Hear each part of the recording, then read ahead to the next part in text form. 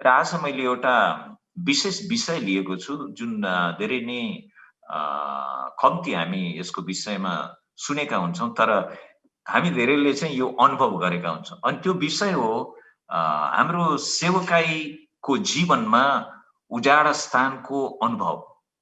हाम्रो सेवकाईको जीवनमा उजाड स्थानको अनुभव। अनि यसबाट चाहिँ कोही पनि उम्कन सक्दैन। हामी सबै यो बाटोबाट भएर जानै पर्छ, किनभने परमेश्वरले त्यसरी नै यो जीवन र बोलावट राखिदिनु भएको छ। उजाड स्थान अर्थात् अंग्रेजीमा भन्दाखेरि ड्राईल्यान्ड अनुभवले मान्छेलाई चाहिँ ईश्वरीय स्वभावमा निर्माण गर्दछ। यो उजाड स्थानको अनुभव, उजाड स्थानको अनुभव भनेको के हो भन्दा हामी धेरै यसमा बोल्न चाहदैनौं। यो निष्क्रिय सेवकाईको परिस्थिति। सेवकाई बढ्दै बढ्दैन, मानिसहरू प्रभुमा आउँदै आउँदैनन्, चर्च सानो हुन्छ, भएका मान्छे पनि अरू चर्चमा गइदिन्छन्, आफू चाहिँ उही 2-4 जनासित मादल बजाएर बसिन्छ।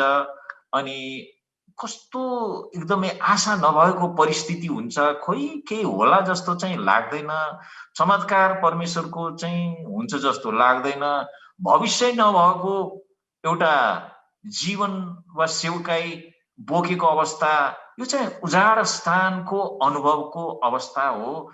अनि कतिपल्ट चाहिँ एक्लो परिस्थिति, सेवकाईमा पनि एक्लो, साथीभाइहरू त छन्, खिसी गर्छन् अनि हाँस्छन्, तर आफ्नो जीवन र सेवकाई चाहिँ एक्लो हुन जान्छ।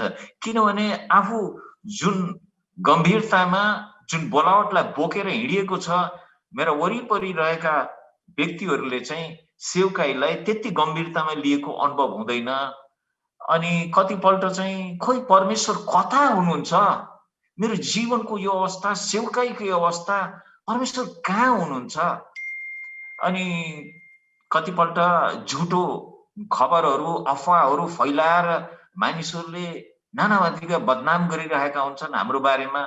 अनि यो अवस्थामा कसरी यो परिस्थितिमा जवाबदेही म बन्न सक्छु भन्ने कुराहरू, अनि प्रार्थना गरिरहेको तर प्रार्थनाको जवाबै आउँदैन कतैबाट पनि, यो अवस्था, अनि बिमारी भएर लामो समयसम्म बिस्तारैमा लडिरहेको कस्तो प्रभुको दास, अरू मानिसहरूलाई हामीले चङ्गाइदिन पर्ने, अरू मानिस बिमारीहरूलाई प्रार्थना गर्न पर्ने, तर हामी आफै चाहिँ बिमारी भएर महिनौसम्म चाहिँ बिस्तारामा लडिरहेको अवस्था।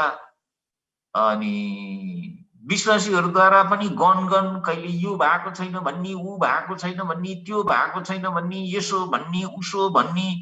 अनि घर परिवारको पनि समस्या त्यस्तै, छोराछोरीहरू हुर्किरहेको अवस्थामा चर्चमा आउन नमान्ने, श्रीमती पनि कहिले कहिले बाउठे बाउठे रूपबाट कुराकानी गर्ने, एकदमै मानसिक तनावले एकदम गाँस्ने, यी सबै चाहिँ भन्दा पनि अरू धेरै छ सूची।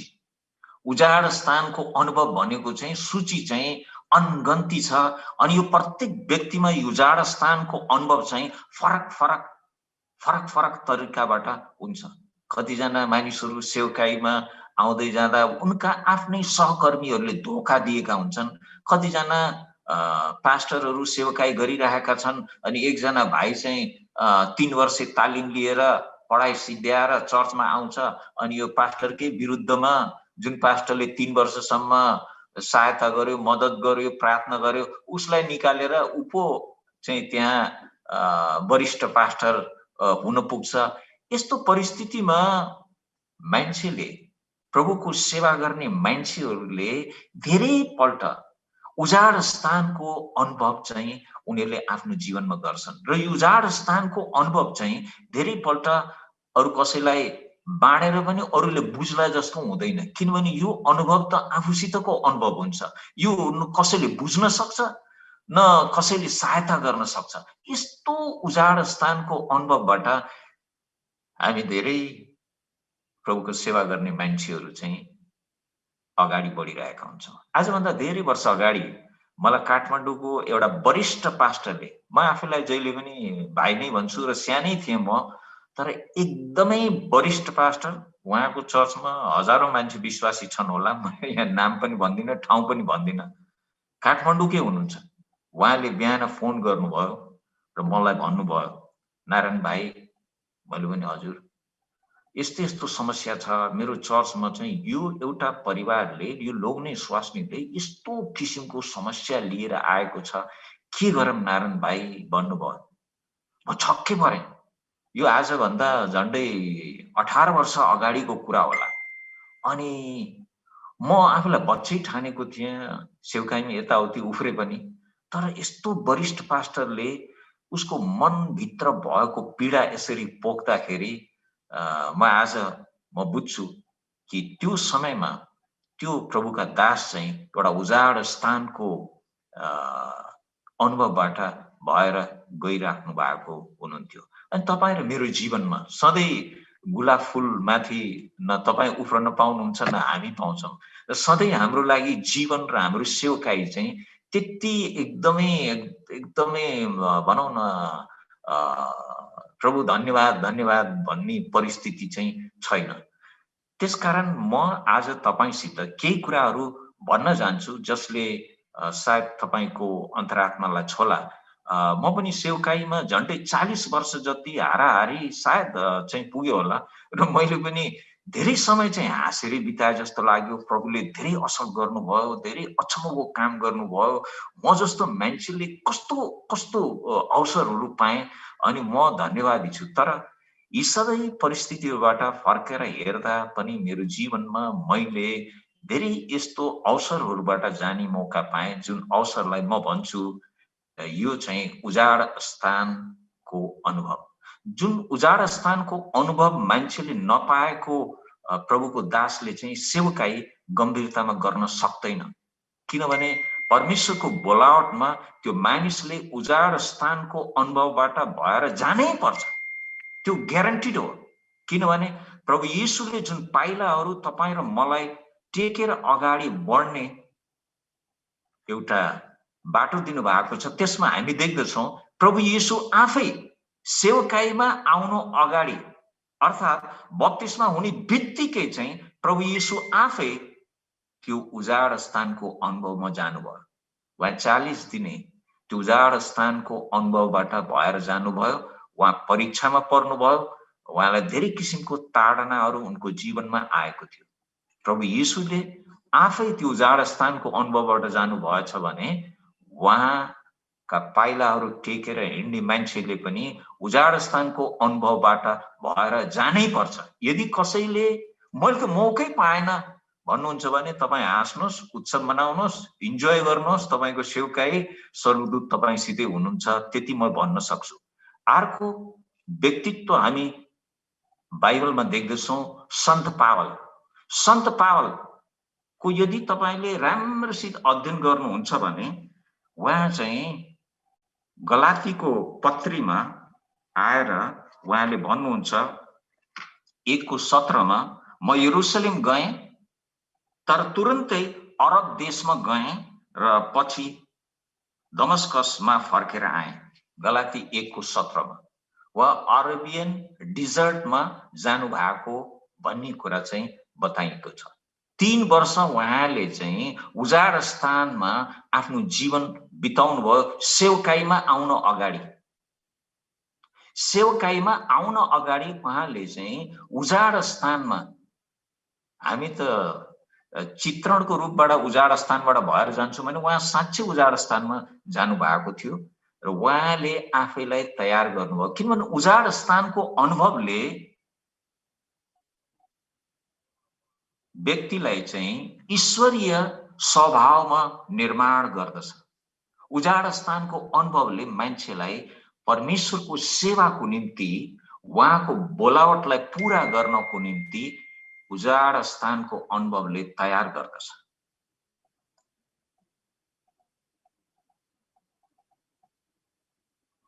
अब तपाईले आफ्नो जीवनलाई तुलना गर्नुहोस्। हामी बाइबलमा म तपाईलाई लिएर जान्छु केही व्यक्तिहरूको कथाहरूसित कि कसरी यी व्यक्तिहरूले आफ्नो जीवनमा उजाड स्थानको अनुभवबाट भएर गए। आज धेरै मान्छेहरू, प्रभुका दास दासीहरू उजाड स्थानको अनुभवबाट भएर जान्छन्। यी अनुभवहरू प्रार्थनाको रूपमा अगाडि आउन सक्दैनन्, किनभने उजाड स्थानको अनुभव यस्तो कुरा हुन्छ जुन कुरा चाहिँ धेरै गहिरो हुन्छ र एउटा अमिट गहिरो छाप मान्छेको जीवनमा छोडेको हुन्छ। यो अनुभवमा मानिसले परमेश्वरसित भेटेको हुन्छ, परमेश्वरको आवाजलाई सुनेको हुन्छ, परमेश्वरसित सम्बन्ध राखेको हुन्छ। जसरी हामी येशूलाई पनि देख्दछौँ, उहाँलाई यो अवस्था चाहिँ त्यति सहज थिएन। न तपाईलाई हुन्छ न मलाई हुन्छ। तर पनि यदि हामी परमेश्वरको सेवा गर्ने मानिसहरू उजाड स्थानको अनुभवबाट गइरहेका छौँ भने यो परमेश्वरले तोकेको एउटा आशिष हो, जहाँ परमेश्वर हामीलाई भेट्न चाहनुहुन्छ, हामीलाई छुन चाहनुहुन्छ, हामीलाई निर्माण गर्न चाहनुहुन्छ, हामीसित नजिकमा उहाँले आफ्नो स्पर्श दिन चाहनुहुन्छ र हामीलाई उहाँको उद्देश्य हाम्रो जीवनमा पूरा गर्नको निम्ति तयार गर्नुहुन्छ। उजाड स्थानको अनुभव परमेश्वरको सेवा गर्ने हरेक बोलावट पाएको मान्छेको निम्ति यो चाहिँ मेन्डेटरी हो, अर्थात् यो चाहिँ उसले आफ्नो जीवनमा भोगेकै हुनुपर्छ, यो बाटोबाट भएर ऊ गएकै हुनुपर्छ। हुन त हिजो आज चाहिँ सेवकाईको तरिका चाहिँ परिवर्तन भएको छ, तपाईले बुझ्नु भएको छ। मान्छेहरू घरमा हुन्छन्, काम नलाग्ने हुन्छन् कतिजना, अनि बाबुआमाले चाहिँ पास्टरलाई भनेर बाइबल कलेज पठाइदेऊ भनेर भन्छन्, अनि बाइबल कलेज जान्छन्, अलिकति सुध्रिन्छन्, सुध्रिने बित्तिकै त्यो मान्छे फर्केर आउँछ, तुरन्तै ऊ चाहिँ उसलाई पद पनि चाहिन्छ, ओहदा पनि चाहिन्छ, अनि ऊ चाहिँ अगाडि चाहिँ हरेक समय देखा पर्नुपर्ने हुन्छ। अनि बिस्तारै बिस्तारै त्यहाँ घुँडा टेकेर त्यो सेवकालाई निर्माण गरेको व्यक्तित्व चाहिँ त्यहाँबाट ओझल हुँदै हुँदै हुँदै जान पर्ने हुन्छ। यो हो अहिलेको परिपाटी। तर बाइबलीय परिपाटी के छ भने त्यो बोलावट पाएको मानिस चाहिँ उजाड स्थानको अनुभवबाट भएर गएपछि ऊ चाहिँ सेवकाईको निम्ति चाहिँ एकदमै फिट भएको हुन्छ। त्यसमा चाहिँ अहिले म तपाईसित कुरा गर्न लागेको छु मोसाको उजाड स्थानको अनुभव। मोसा एउटा पावरफुल एउटा लिडर थियो, जसको विषयमा धेरै कुरा बोलेर समयलाई म खेर फाल्न चाहदिनँ। तर ती इजरायलीहरूलाई बोकेर बाटोमा हिँड्दा प्रस्थानको किताब 16 अध्यायमा तपाईसित यो सुरुका केही पदहरू पढ्दैछु। जब उनीहरू चाहिँ सिनको उजाड स्थानमा आइपुगे, हेर्नुहोस् उजाड स्थानको अनुभवको बारेमा बताउँदैछु, जुन चाहिँ तपाईँ र मैले परमेश्वरलाई भेट्ने एउटा आशिषमय अवसर हो। किनभने उजाड स्थानको अनुभवले चाहिँ हाम्रो जीवनमा ईश्वरीय स्वभाव निर्माण गर्दछ। तब 2 पद, सारा समुदाय त्यहाँ मोसा र हारूनसित गनगनाउन लागे अनि इजरायलीहरूले तिनीहरूलाई भने, म पाठ गर्दैछु प्रस्थान 16 अध्यायको 2 पद र 3 पद, हामी मिश्रमा मासुका कराईहरूका वरिपरि बसी अगाउन्जेल खाना खान्थ्यौं। हेर्नुहोस् है, नेपाली जस्तै छन् यिनीहरू पनि, मासु नभई हुँदै हुँदैन, खान्थ्यौं। त्यसै बेला हामी परमप्रभुको हातबाट मरेका भए असल हुने थियो। तर तपाईहरूले हामी र हाम्रा यस जन्मै समुदायलाई भोकले मार्नलाई उजाड स्थानमा ल्याउनु भएको छ। तपाईको चर्चमा कुनै विश्वासीले तपाईलाई यसरी केही भनेको छ? तपाईलाई कहिले चोट पुर्याएको छ? मोसालाई र हारूनलाई ती मानिसहरूले गनगनाउँछन्, जसको निम्ति मोसाले आफ्नो जीवन दियो, जसको निम्ति बोलावट बोकेर ऊ अगाडि बढ्यो। अहिले जसको निम्ति यो मानिसहरूलाई यतिको चमत्कारहरूबाट भएर यिनीहरू आएका छन्, आज यो मासुको कुरा गर्दैछन् र गनगन गरिरहेको कुरा हामी देख्दछौँ।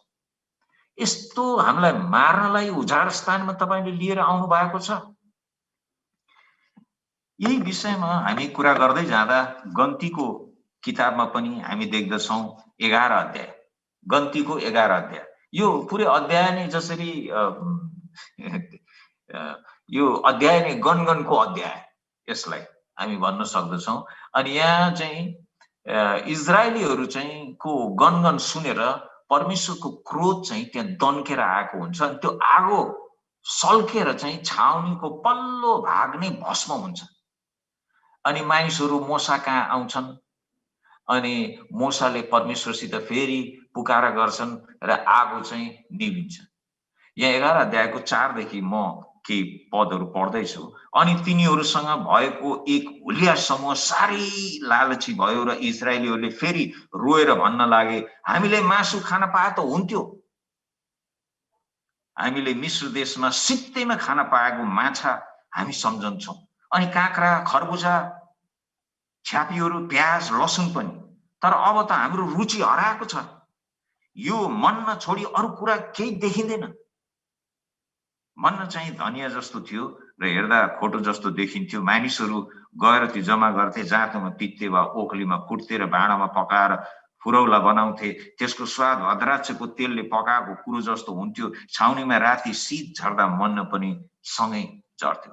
आफ्नो पालमा ढोकामा उभिएर हरेक परिवारका मानिसहरू रोइरहेको मोसाले सुने। परमप्रभु ज्यादै क्रोधित हुनुभयो, तर मोसा चाहिँ धेरै दुखित भए। मोसाले परमप्रभुलाई भने, तपाईले किन आफ्नो दासलाई यो दुःख दिनुभएको छ? यो चाहिँ उजाड स्थानको अनुभव। मोसा जाँदैछ अनि मोसाले परमेश्वरलाई भन्दैछ, परमेश्वर, तपाईले यो दासलाई यो अवस्थामा किन दुःख दिनुभएको? मैले तपाईको दृष्टिमा अनुग्रह पाएको छैन र तपाई मलाई यी सब मानिसहरूको भार बोकाउनुहुन्छ। कि यी मानिसहरूलाई मैले कोखमा राखेर जन्माएको हुँ? कि तिनीहरूका पुर्खाहरूसँग शपथ खाएर प्रतिज्ञा गर्नुभएको देशमा दुधे बालकलाई धाइले बोके चाहिँ यिनीहरूलाई बोकेर लैजान मलाई लाउनुहुन्छ? यी सब मानिसले खाने मासु म कहाँ पाऊँ?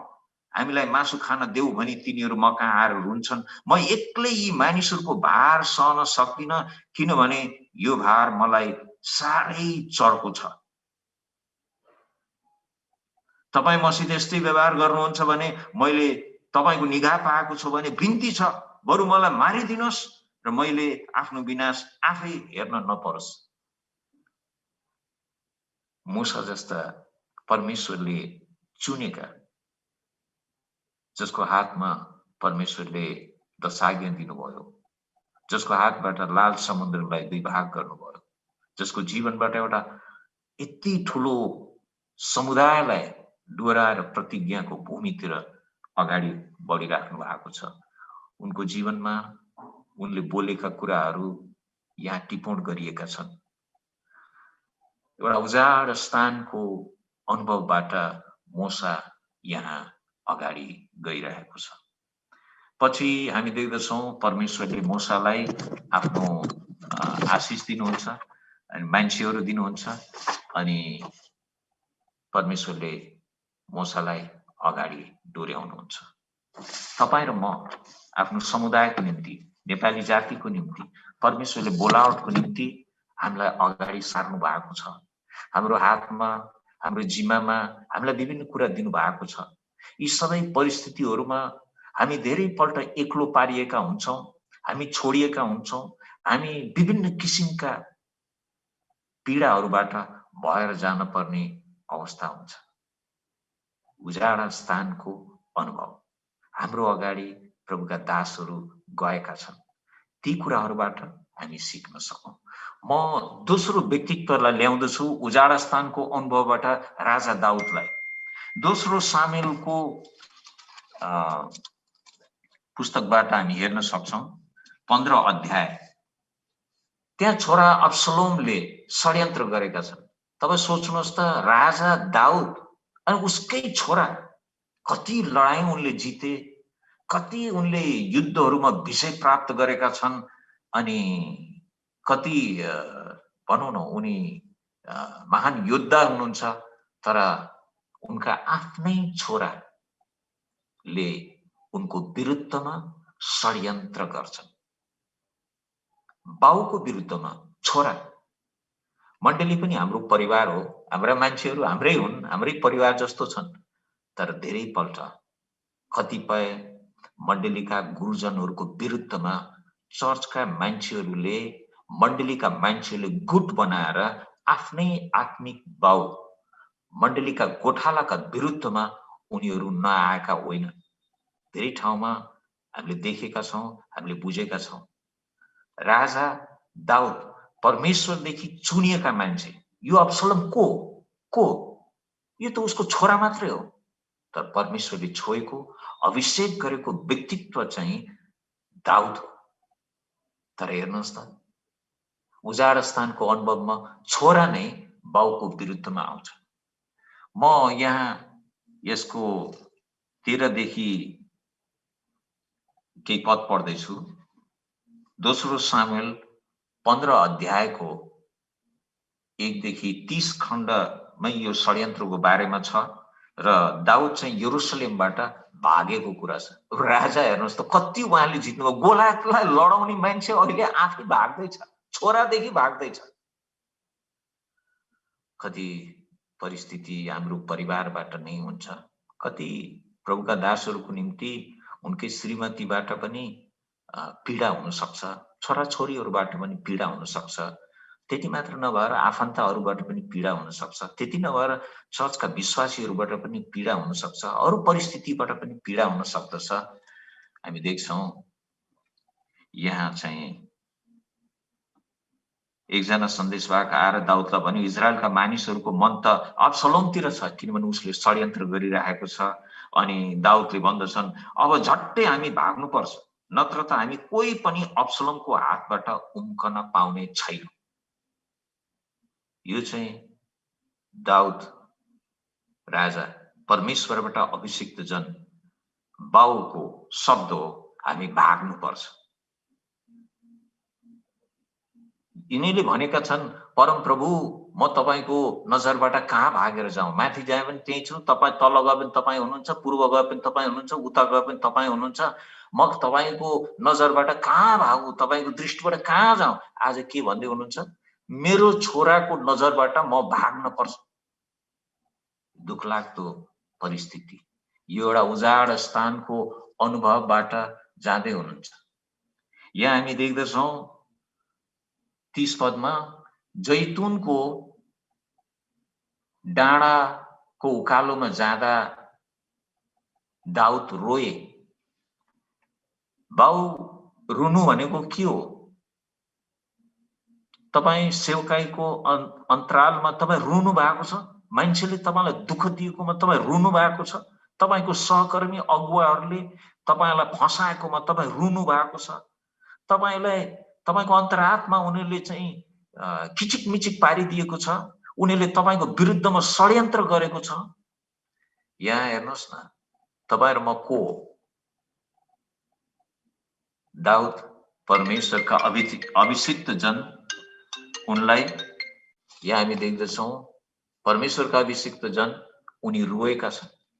जैतुनको डाँडाको उकालोमा, यो 30 पद हो, रोएका छन्। तिनले शिर ढाकेका थिए र नाङ्गो खुट्टाले हिँडेर गए। एउटा राजा सुनका चप्पल र जुत्ता लाउँथे होला उनले, तर आजको परिस्थिति के छ भने नाङ्गो खुट्टाले हिँडेर गए, तिनी रोए। तिनीसँगै भएका सबै मानिसहरू पनि रुँदै शिर ढाकेर हिँडे। आँसु सेवकाईमा। दाउदलाई यहाँ शराप परेको छ। दोस्रो सामुएल 16 अध्यायको 5 देखि सिमीको श्राप छ। एकजना मान्छेले निस्केर दाउदलाई श्राप दिए आयो। 16 अध्यायको 5 पद, परमेश्वरको अभिषिक्त जन, नबिर्सनुहोस् त्यो कुरा, त्यो हामी पनि हौं। तर यहाँ त्यो दाउद चाहिँ एउटा उजाड स्थानको अनुभवबाट जाँदैछ। कस्तो हुन्छ उजाड स्थानको अनुभव? तपाईले भन्नुहुन्छ, मैले भन्छु अति भयो भनेर, तर यहाँ हेर्नुहोस् त, परमेश्वरका अभिषिक्त जनलाई एउटा मामुली मान्छेले कसरी श्राप्दैछ। श्राप्ने मात्रै हैन, त्यसले र तिनका सबै अधिकारीहरूलाई तिनलाई ढुङ्गाले हान्न लाग्यो। दाउदका देब्रे र दाहिनेतिर तिनका सिपाही र अंगरक्षक थिए। सिमीले यसो भनेर दाउदलाई श्राप दियो, जा जा, ए बदमाश, ए हत्यारा, साउलका घरानामा रगत बगाएर उसको स्थानमा राज्य गर्न खोज्ने तमाथि आज परमप्रभुले बदला लिनुभएको चाहिँ हो र त्यो राज्य अब परमप्रभुले तेरो छोरो अब्सलोमलाई दिनुभयो। त आज बर्बाद भइस् किनभने त हत्यारा होस्। तब सोरियाका छोरा अभिषेकले राजालाई भने, हजुर यो मरेको कुकुरले किन हजुरलाई सराप्ने? म पारी गएर त्यसको टाउको उडाइदिन्छु। तर राजाले भने, ए सोरियाका छोरा हो, तिमीहरूलाई मसँग के सरोकार? यदि परमप्रभुले दाउदलाई त्यसले सरापोस् भनी भन्नु भएको छ भने कसले त्यसलाई रोक्न सक्छ? दाउदले अभिषेक र आफ्ना सबै अधिकारीहरूलाई भने, यदि मेरो आफ्नै छोराले मलाई मार्न खोज्छ भने यस बेन्यामिनको त के कुरा गर्नु? यस बेन्यामिनीको त के कुरा गर्नु? त्यसलाई छोडिदेऊ, त्यसले सरापोस्, किनकि परमप्रभुले नै त्यसलाई त्यसो गर्नु भनी भन्नुभएको होला। सायद आजको दिन मलाई यो सरापको सट्टा परमप्रभुले मेरो कष्ट हेर्नुहुनेछ र मलाई आशिष दिनुहुनेछ। दाउदको उजाड स्थानको अनुभव। मुटु चिर्ने जवाब दाउदले दिन्छन्। देऊ, उसलाई गर्न देऊ। यो मेरो छोराले त मलाई मार्न खोज्दैछ भने यो बेन्यामिनी त के भयो र? यसलाई गाली गर्न देऊ, यसलाई ढुङ्गाले हान्न देऊ। सायद परमेश्वरको योजना यसमा छ। दाउद आफै राजा भए पनि, छोरा चाहिँ षड्यन्त्रकारी भए पनि उनको एउटा प्रेमिलो हृदय थियो। त्यो कुरा बाउ भएको नाताले त्यो चाहिँ म एउटा भावनात्मक प्रभुका मान्छे उजाड स्थानबाट भएर जाँदा पनि आफ्नो छोराप्रति उसको हृदय कस्तो थियो भन्ने कुरा चाहिँ यहाँ 18 अध्यायको दोस्रो सामुएलको 18 अध्यायको 9 देखि 15 मा चाहिँ हामीले हेर्न सक्दछौँ।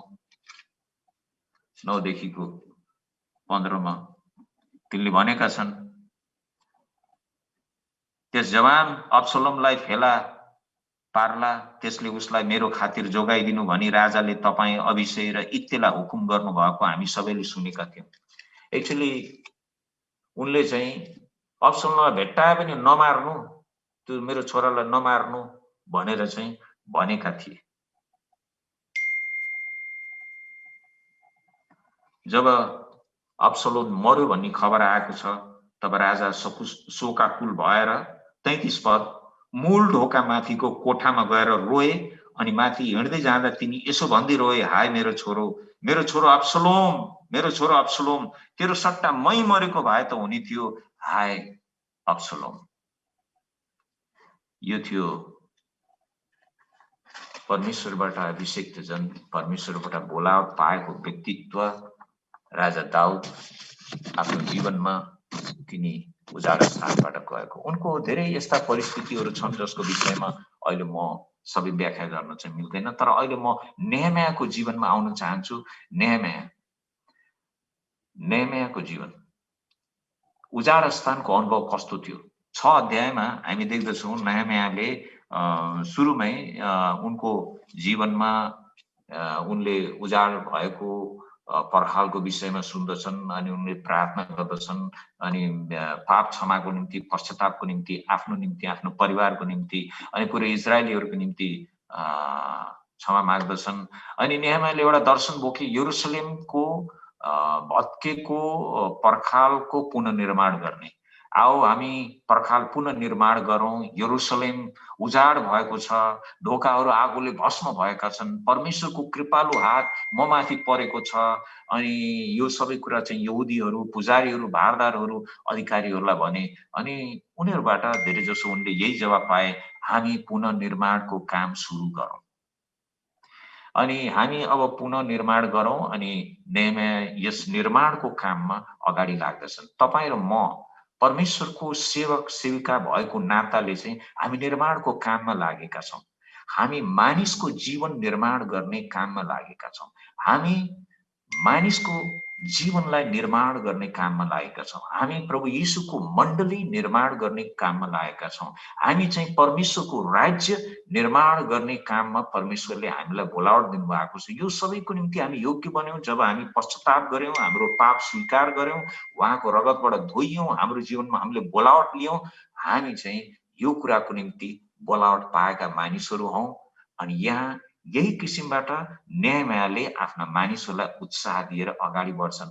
अनि त्यहाँ होरेनी, सनबलत र अम्मोनी अधिकृत तोबिया र अरबी गेसेमले यो सबै सुनेर चाहिँ गिल्ला गर्छन्, खिसी गर्छन् अनि उसको ठट्टा गर्छन्। के गरेको? राजाको विरुद्धमा तिमीहरू चाहिँ उठेको, राजाको विरुद्धमा तिमीहरू उठेको षड्यन्त्र। आज पनि पहिलो शताब्दीदेखि लिएर आजसम्म चाहिँ प्रभुको सेवाप्रति षड्यन्त्रहरू मात्रै भइरहेका छन्। तपाईँ हेर्नुहोस्, इतिहासलाई हेर्नुहोस्, षड्यन्त्रमाथि षड्यन्त्र, प्रभुका मान्छेहरूमाथि षड्यन्त्रमाथि षड्यन्त्र।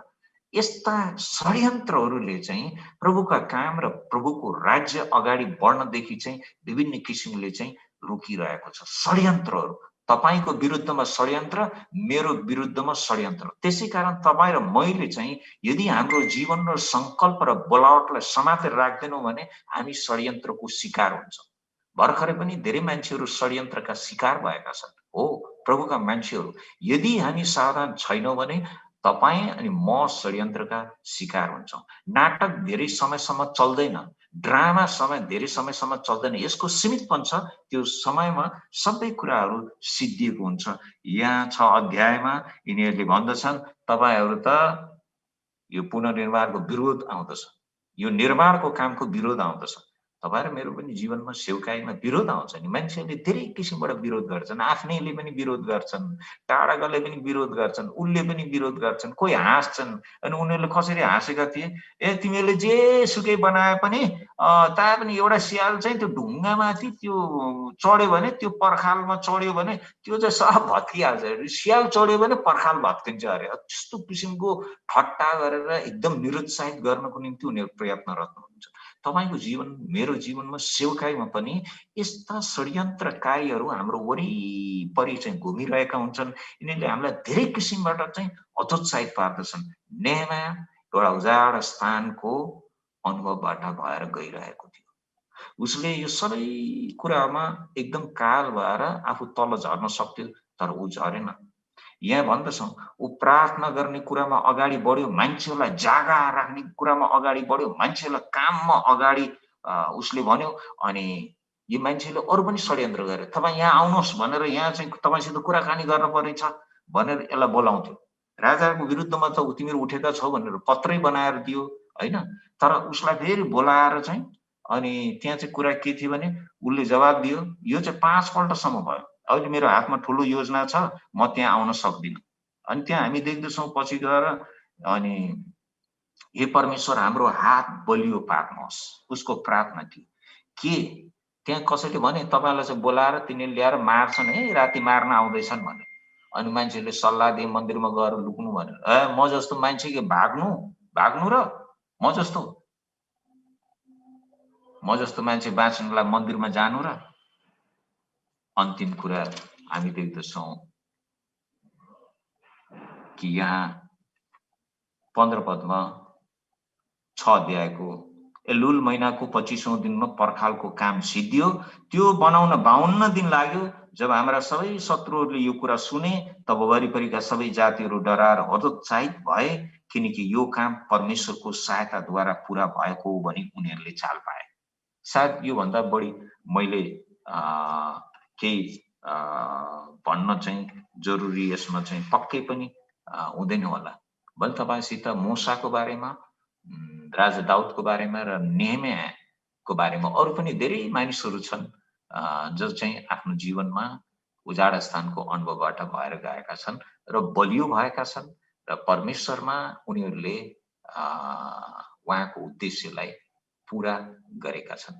तर यो उजाड स्थानको अनुभव कति गाह्रो हुँदो रहेछ अनि कति हामीलाई कायल बनाउँदो रहेछ।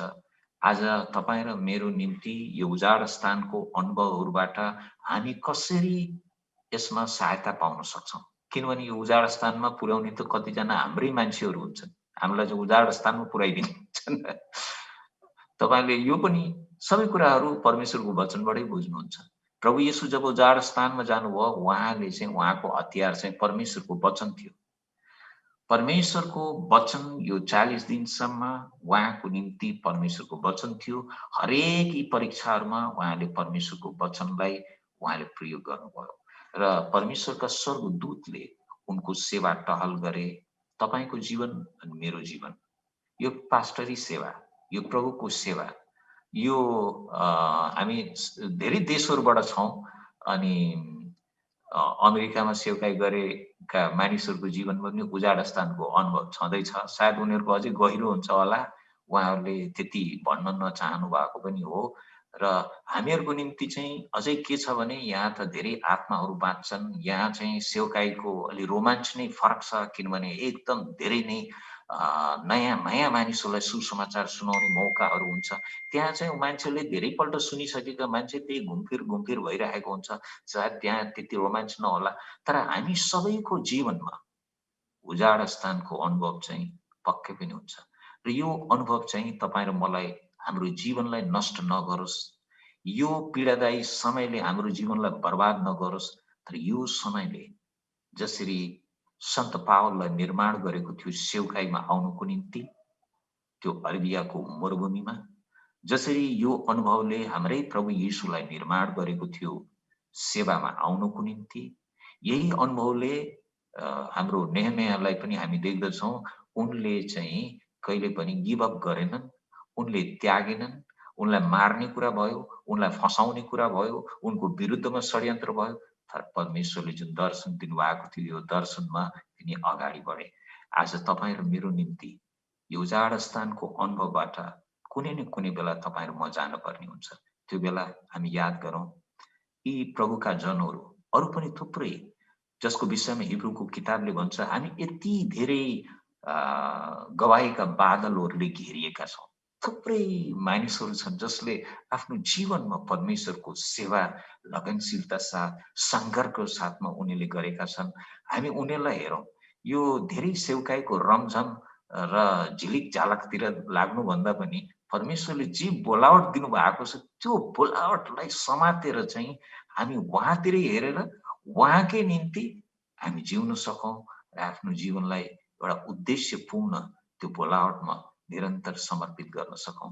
तर उजाड स्थानको अनुभवबाट तपाईँ र म जाँदा यसले हामीलाई चाहिँ तल नजारोस्, तर अझै परमेश्वर कहाँ उहाँको नजिक आउने मौका दियोस्। यति भन्दै आजको यो मेरो सन्देशलाई म यहाँ समाप्त गर्न चाहन्छु। धन्यवाद।